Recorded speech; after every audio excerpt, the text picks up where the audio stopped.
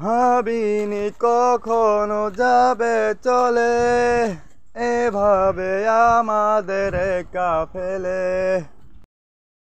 জুবিন দা আৰু আমাৰ মাজত নাই, কি কৰিম আৰু, ক'ব লগা কোনো ভাষা নাই।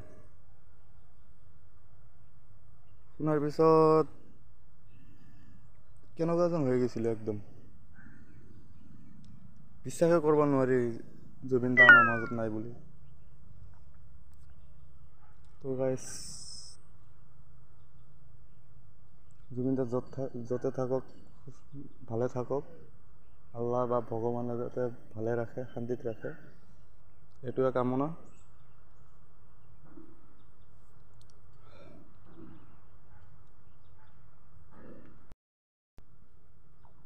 চবে জুবিন দাৰ কাৰণে দোৱা কৰিব।